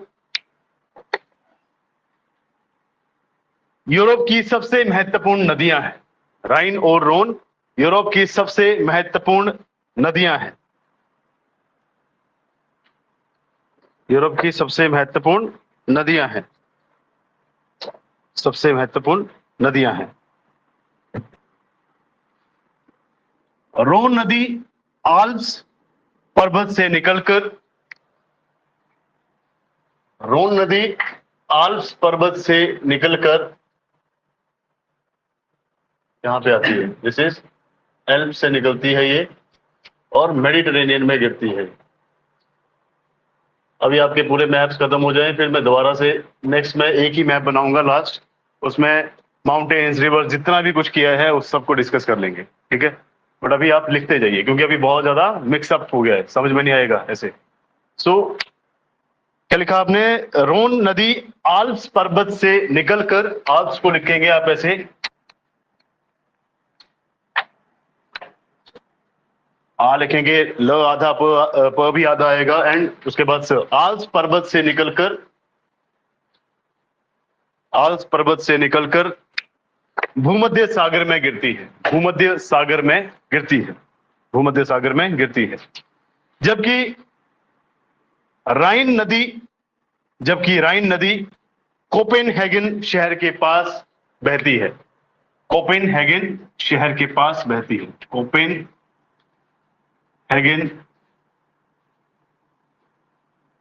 शहर के पास बहती है। कोपेनहेगन शहर के पास बहती है। नदियां भी हो गई आई थिंक। बाकी भारत की नदियां तो लेटर ऑन करेंगे। बहुत सारी नदियां हैं भारत में, छोटी बड़ी मिला के। अगर हम होते ना एक नदी, नदी के बाद रेवुलेट्स, रेवुलेट्स की अगर हम बात करें, छोटी छोटी जो उसकी, जिसको हम खड्ड भी कहते हैं कई बार, और उनकी बात करें तो हमारे पास लगभग 3000 से ज्यादा नदियां हैं इंडिया में। और हमें हर एक नदी को याद नहीं करना है ना? हर एक जगह पे अलग अलग नाम होता है नदी का, छोटा बड़ा नाम, है ना? सो उसका नाम हम नहीं करेंगे आई थिंक। अब कुछ और रहता है तो बताइए, जल्दी से बताइए।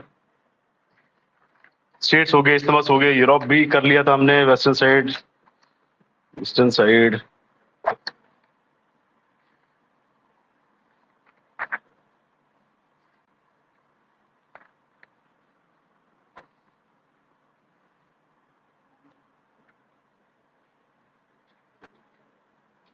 अब लिखिए north west European countries. Next है north west European countries.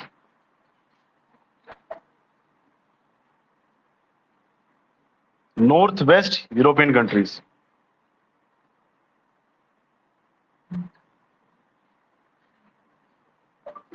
North west European countries और Scandinavian countries. North west European countries और स्कैंडिनेवियन, यहां पे लिख देते हैं इसको। नॉर्थ वेस्ट यूरोपियन कंट्रीज और Scandinavian countries. Scandinavian countries. Scandinavian countries. अब लिखिए इसमें these countries have gone through, these countries have gone through, these countries have gone through high level of economic development, high level of economic development, social securities. Repeat कर देते हैं, आप बताइए, परेशान मत होइए। So these countries have gone through high level of, high level of, these countries have gone through high level of economic development, economic development, social security, economic development के बाद comma, social security 100 years ahead of India. 100 years ahead of India. Ahead is AHEAD. Ahead of India मतलब आगे. AHEAD. Ahead of India.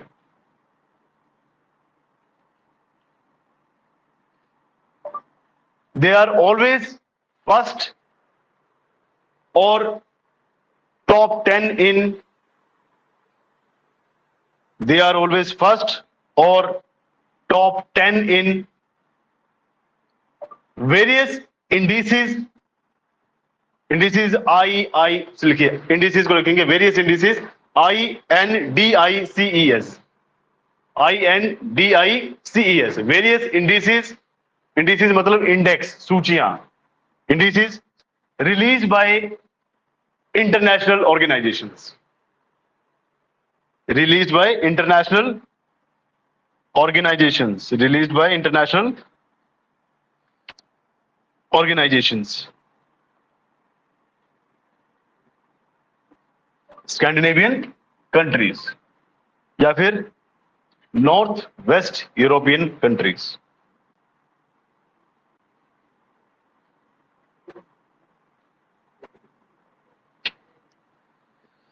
अब इसमें countries कौन कौन सी आती हैं ब्रैकेट में लिख लीजिए आप याद रखने के लिए. डेनमार्क है, नॉर्वे है, स्वीडन है, फिनलैंड है.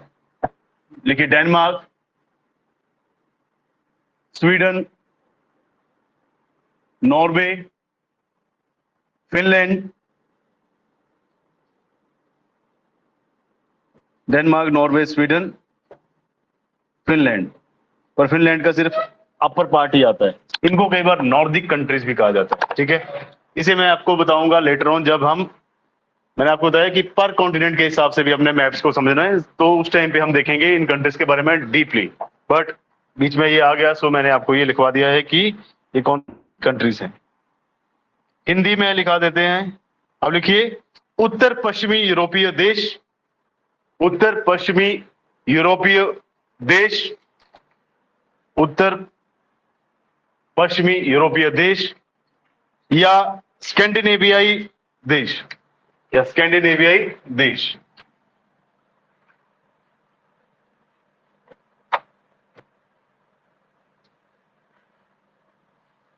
या स्कैंडिनेवियाई देश. स्कैंडिनेवियाई देश. इसमें लिखिए ये देश भारत से 100 साल आगे.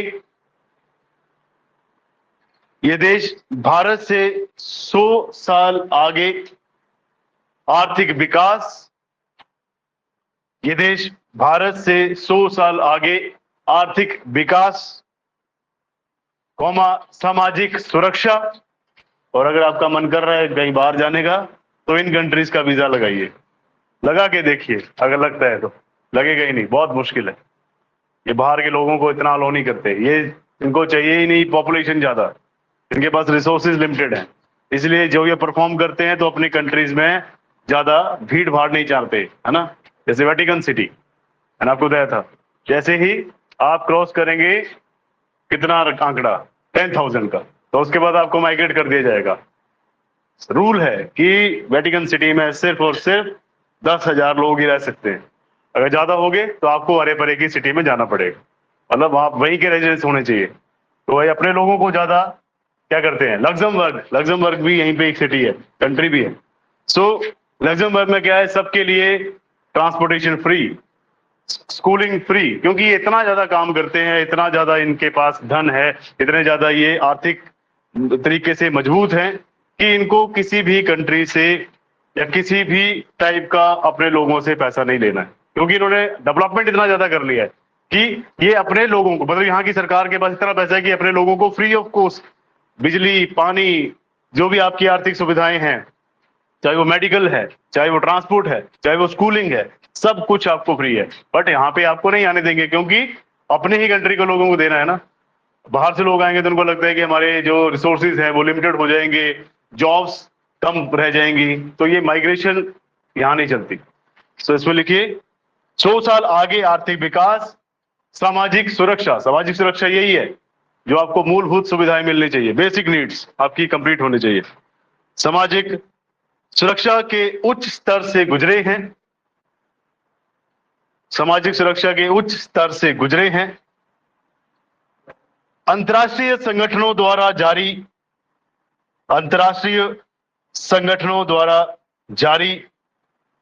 विभिन्न सूचकांकों, अंतर्राष्ट्रीय संगठनों द्वारा जारी विभिन्न सूचकांकों में ये देश हमेशा पहले या शीर्ष मतलब टॉप शीर्ष 10 स्थानों में रहते हैं, पहले या शीर्ष 10 स्थानों में रहते हैं। हम 100 साल आगे क्यों कह रहे हैं? 100 साल इसलिए आगे कह रहे हैं क्योंकि इंडिया का करप्शन परसेप्शन इंडेक्स हम होते हैं कहीं 112 115 में, ये होते हैं 1 नंबर पे, तो 100 का आंकड़ा हो रहा है ना। हम बात करते हैं कि हैप्पीनेस इंडेक्स, तो हम कहते हैं कि स्वीडन बहुत ज्यादा हैप्पीनेस इंडेक्स है क्योंकि वो वहां के लोग सरकार से दुखी नहीं है, परेशान नहीं है। तो हैप्पीनेस इंडेक्स बहुत सारी चीजों को देख के बनाया जाता है कि आर्थिक तरीके से आप कितने मतलब परेशान है, आपका सामाजिक स्तर कैसा है, मतलब एक दूसरे के साथ छुआछूत है, एक कम्युनिटी को ज्यादा ऊपर रखा जा रहा है, कम्युनिटी को नीचे रखा जा रहा है, लोगों को स्वास्थ्य सुविधाएं नहीं मिल रही हैं, सरकार उनके साथ अन्याय कर रहा है। तो ये सारी चीजों को सर्वे करने के बाद जब हैप्पीनेस इंडेक्स बनता है तो हम देखते हैं कि ये कंट्री टॉप 5 में चल रही है और हमेशा टॉप 5 में चलेगी। 2000 से लेके 2024 तक अगर आप देखेंगे, अगले साल 25 भी आ जाएगा, तब भी देखेंगे तो हमारा रैंक कहीं पे 8 मतलब कई जगह पे 85 60 80 मतलब कई जगह पे 150 रैंक होता है हमारा आउट ऑफ 200 कंट्रीज में। तो हम बैक साइड से भी 50 टॉप पे आते हैं, आगे से नहीं आते, बट बैक साइड से कई बार हम टॉप 10 में आते हैं। मतलब 0 से बात करें तो हम एंड से हम आते हैं टॉप 10 पे, क्योंकि यहाँ पे करप्शन है, यहाँ पे टेररिज्म की भी प्रॉब्लम होती है, सामाजिक सुरक्षा नहीं है, लोगों के पास हॉस्पिटल जाने के लिए पैसा नहीं है, तो यहाँ के लोग कैसे खुश रहेंगे? तो डिफरेंट टाइप के आप आगे सूचकांक पढ़ेंगे या डिफरेंट टाइप के इंडिसेस पढ़ेंगे जो कि वेरियस ऑर्गेनाइजेशंस जो है इकट्ठे होकर बनाती है कि किसका पासपोर्ट कितना ज्यादा स्ट्रॉन्ग है। तो इंडिया के पासपोर्ट का भी इंडेक्स आता है ना। तो बहुत सारे आते हैं, वो कई बार एग्जाम में डायरेक्ट पूछे जाते हैं। पूछा कैसे जाता है कि कौन इसको बनाता है, कब से स्टार्ट हुआ, इंडिया का रैंक क्या है इस साल, पिछले साल था, और इंडिया से आगे पीछे वाली कंट्रीज का भी नाम पूछ लेते हैं कि इंडिया से कई बार तो कि पाकिस्तान इंडिया से अच्छे परफॉर्म करता है तो बेइज्जती हो जाती है, तो पूछते हैं कि पाकिस्तान का क्या रैंक है, या फिर सराउंडिंग इंडिया के जो नेबर है उनका क्या रैंक है। तो कई बार होता है कि सारे नेबर जो है वहां पे हैप्पीनेस इंडेक्स अच्छा हो जाता है, बट इंडिया में हैप्पीनेस इंडेक्स अच्छा नहीं होता। या करप्शन की बात करें तो कई बार पाकिस्तान जो है हमारे से अच्छा परफॉर्म करता है और हम उससे भी नीचे होते हैं, तो वहां पे बेइज्जती वाली बात होती है। तो इसलिए मैं आपको ये कह रहा हूँ कि 100 साल आगे होने का मतलब क्या है कि ये टॉप पे है तो हम 100 प्लस पे हैं, तो हम 100 साल पीछे चल रहे हैं। अगर इन इंडेक्सेस की बात करें, डेवलपमेंट की बात करें, डेवलपमेंट तो बहुत है ना, पैसा भी बहुत है इंडिया में, रिसोर्स भी बहुत ज्यादा है, बट जो एक्चुअल सर्वे किया जाता है उसमें कहते हैं कि हम अगर इंटेलेक्चुअल तरीके से देखें कि उनमें और हम में क्या फर्क है, तो बहुत फर्क है। इंडिया में क्या है, जितना ज्यादा पैसे दोगे उतनी ज्यादा अच्छी फैसिलिटी मिलेगी। फॉर एग्जाम्पल, एक इंसान बीमार है, उसको सरकारी हॉस्पिटल जाना पड़ेगा। एक इंसान जिसके पास पैसा है वो सीधा फोर्टिस जाएगा, अपोलो जाएगा, है ना, बड़े बड़े हॉस्पिटल में जाएगा और जल्दी सर्जरी करा के आ जाएगा। और अगर एक इंसान बेचारा जो हॉस्पिटल जाना पड़ा सरकारी, उसको पेन है, बट उसको एक्सरे की डेट कब मिलेगी, 2 महीने बाद की या महीने बाद की, तब तक मर भी जाएगा। अगर आपको ज्यादा अच्छी फैसिलिटी चाहिए तो आप हॉस्पिटल जाइए, हॉस्पिटल वाले बोलेंगे कि बाहर लैब है, उनके साथ हमारा टांका फिट है, वहां जाइए, वहां से एकदम से एक्सरे कराइए, आइए, जल्दी से जल्दी निकाल देंगे। तो वहां पे भी आपका क्या है, यहाँ पे पैसे से आपको फैसिलिटी मिलती है, बट यहाँ पे गवर्नमेंट क्या करती है, सबको एक बराबर। अगर 10 करोड़ कमाता है तब भी उसके लिए बस फ्री है, अगर कोई 10,000 कमाता है उसके लिए भी। ये थोड़ा सा डिफरेंस है। तो मतलब ये इकोनॉमिक या फिर आप कह सकते इनकम डिस्पैरिटी है, इनइक्वालिटी कह सकते हैं आप, डिस्पैरिटी भी कह सकते हैं, इनकम इनइक्वालिटी भी कह सकते हैं। नेक्स्ट कुछ एक चीजें ऑस्ट्रेलिया के बारे में। ऑस्ट्रेलिया बेचारा इतना ज्यादा इंपॉर्टेंट नहीं है आपके एग्जाम्स के बारे में, बट एग्जाम के हिसाब से अगर हम देखें तो मिनरल रिसोर्सेज बहुत ज्यादा है ऑस्ट्रेलिया में। ऑस्ट्रेलिया किसकी कॉलोनी, इनकी कॉलोनी, इसकी ब्रिटेन वालों की। तो ब्रिटेन की ही हम कॉलोनी रहे हैं, तो ये भी एक टाइप से कॉलोनी थी, मतलब यहाँ पे भी ब्रिटेन ने राज किया। सो ब्रिटेन ने जब यहाँ पे राज किया तो ब्रिटेन में जो भी यहाँ पे बहुत ज्यादा हार्डकोर क्रिमिनल्स होते थे उनको ऑस्ट्रेलिया भेजा जाता, जैसे हमारे यहाँ काला पानी भेजा जाता था, है ना, अंडमान निकोबार में भेज देते थे, जाओ इसको काला पानी भेजो। तो जो यहाँ पे बहुत ज्यादा हार्डकोर क्रिमिनल्स होते थे, उनको उठा के यहाँ भेज दिया जाता था कि जाओ मरो, गर्मी थी ना वहां पे, फ्रेश वाटर अवेलेबल नहीं है, तो इसीलिए यहाँ पे भेज दिया जाता था। तो यहाँ पे जितने भी लोग बसे वो लगभग इंग्लिश स्पीकिंग थे। तो इंग्लिश स्पीकिंग जो थे तो उन्होंने इस जगहों के नाम बहुत ईजी हैं, तो आप कुछ एक नाम लिख लीजिए। लिखिए ऑस्ट्रेलिया। आई थिंक अभी 3 मिनट है, तो 3 मिनट में यही हो सकता है। ऑस्ट्रेलिया लिखिए। ऑस्ट्रेलिया में जो माउंटेन है सबसे बड़ा, उसका नाम है ऑस्ट्रेलिया। पहले ऑस्ट्रेलिया लिखिए, उसके बाद लिखते हैं, फर्स्ट पॉइंट डालिए, great dividing range. Great dividing range, highest mountain. यहां का जो हाईएस्ट माउंटेन है that is great dividing range. Mountain क्या है, डिवाइड करता है ना। माउंटेन के एक साइड पे दूसरा एरिया होता है, दूसरी साइड पे दूसरा एरिया होता है। तो उन्होंने जो बहुत बड़ा माउंटेन को दिखा तो उन्होंने कहा कि it is a great dividing range. हर एक चीज में इन्होंने ग्रेट ही लिखा है, ग्रेट बैरियर रीफ, है ना, क्योंकि ग्रेट विक्टोर ये कहते थे कि ग्रेट ब्रिटेन, वैसे ही ग्रेट ग्रेट चलता रहेगा। सो आपको इजी रहेगा याद करने में। नेक्स्ट लिखिए, Great Australian Desert. Great Australian Desert, तो यहां के सबसे बड़ा जो मरुस्थल है जिसका नाम है ग्रेट ऑस्ट्रेलियन डेजर्ट, कि बहुत बड़ा विशाल है ये मरुस्थल। आगे ग्रेट बेसिन। ग्रेट बेसिन जो है, यहाँ पे जो समंदर है, सबसे ज्यादा जो डिप्रेशन, जब से सबसे ज्यादा जो गहराई वाला एरिया है, उसका नाम रखा है इन्होंने ग्रेट बेसिन। ब्रैकेट में लिखिए डिप्रेशन। डिप्रेशन, डिप्रेशन का मतलब क्या है, बहुत ज्यादा खाई, जैसे हम बोलते हैं मैरियाना ट्रेंच। तो वैसे यहाँ पे सबसे ज्यादा गहरा जो सागर है उसका नाम इन्होंने रखा है great basin. Fourth, great barrier reef. Great barrier reef, great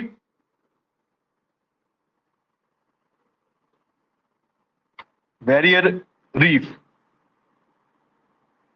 आप लेटर ऑन देखेंगे एनवायरनमेंट में भी और ज्योग्राफी में भी कि एक कोरल रीफ होती है। सो यहाँ पे सबसे ज्यादा, सबसे बड़ा विशालकाय कोरल रीफ यहाँ पे पाया जाता है। सो ग्रेट बैरियर रीफ भी यहाँ पे अवेलेबल है।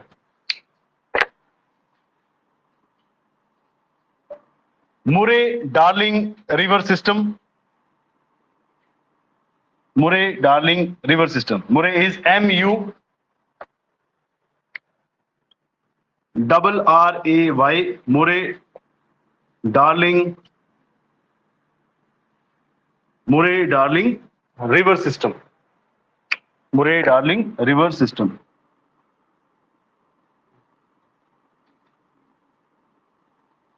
सो जितने भी ये बदमाश लोग आते थे, हार्डकोर क्रिमिनल्स, तो इनको यहाँ पे रखा जाता था। अब ये जो हार्डकोर क्रिमिनल है, ये फ्री ना बैठे, जो बहुत ज्यादा खतरनाक इनमेट्स होते हैं, जो कारावास में रहने वाले बहुत ज्यादा खतरनाक, जिनकी प्रवृत्ति खतरनाक होती है। इंसान तो अच्छे ही होते हैं, बट इंसान की प्रवृत्ति, मतलब आप कैसे सिंपल समझिए कि आपका जो मेंटेलिटी है, मेंटेलिटी खतरनाक होती है, इंसान खतरनाक नहीं होता। तो इन लोगों को बेले नहीं बिठाया जा सकता, तो वहां पे कुछ ना कुछ ये शरारत करेंगे। तो वहां पे इन्होंने क्या किया, एक्सप्लोरेशन स्टार्ट की। चलो कोल के खदानों में काम करो, और उन्होंने यहाँ से इनसे खदानों में काम करवाया, कोयले के लिए, कभी यहाँ पे क्या कहते हैं गोल्ड के लिए। तो बहुत सारे मिनरल रिसोर्सेज में मतलब फैक्ट्रीज लगा दी, वहां पे इनसे काम करवाया गया, और वहां से बहुत सारे खनिज पदार्थ इनको मिलना स्टार्ट हुआ। वही खनिज पदार्थों के बाद ऑस्ट्रेलिया रिच है बहुत सारे मिनरल रिसोर्सेज में। बट जब हम इंडस्ट्री या मिनरल्स की बात करेंगे तब इसके बारे में डिस्कस करेंगे। इसके साथ ही न्यूजीलैंड है, ये जो छोटे आपको 3 पार्ट दिख रहे हैं, दिस इज न्यूजीलैंड। तो न्यूजीलैंड भी बहुत अच्छा रिच एरिया है ना। बहुत सारे पंजाबी लोग भी न्यूजीलैंड में जाते हैं, शिफ्ट होते हैं, और अच्छी कंट्री है। So this is Australia, New Zealand, Indonesia, है ना। This is Bali, Java, Sumatra, ये मलेशिया, यहाँ पे आपके जापानीज, और बाकी ये लाओस, कंबोडिया, ये सारा का सारा मिक्स है। इसे मैं लेटर ऑन कराऊंगा, क्योंकि इसमें अभी समझाना बहुत मुश्किल है, बहुत सारी कंट्रीज हैं यहाँ पे। और इसी के साथ ये आप मैप को ध्यान रखिए, आपको याद रखना है। और मैं आपको हिंदी में व्हाट्सएप पे भेज देता हूँ। आपका ग्रुप अलग है ना न्यू का, ऑस्ट्रेलिया का मैं हिंदी और इंग्लिश दोनों में भेज रहा हूँ। जो भी आपने आज पढ़ा है, मैं भी ट्राई यही कर रहा हूँ कि साथ के साथ ही इसको कॉपी पेस्ट करके आपको भी लिखा दिया जाए, और साथ साथ में जो नोट्स हैं यहीं पे फॉर एग्जाम्पल मैंने यहाँ पे आपके जो भी आज आपने किया है ये मैंने आपको भेज दिए हैं यहाँ पे, ठीक है। फिर बाद में नोट्स मांगते हैं, सो अगर कोई नहीं भी आया क्लास में तो उसके पास ही अवेलेबल रहेगा। और इसका मतलब नहीं है कि आप क्लास नहीं लगाएंगे, क्लास आएंगे डेली। अभी आप जाइए, ब्रेक लीजिए 11:30, 12:05 पे आ जाइएगा। 11:35 हुए, 5 मिनट एक्स्ट्रा, ठीक है। मैं लेट सा हो जाते हैं कभी कभी लेट। नेक्स्ट में जो भी अभी तक हमने मैथ किया है उसके बारे में बात करेंगे, फिर आगे बढ़ेंगे। फिर हम आगे यूनिवर्स के बारे में बात करेंगे। यूनिवर्स के बाद फिर जो भी आपके थ्योरीज हैं उनके बारे में।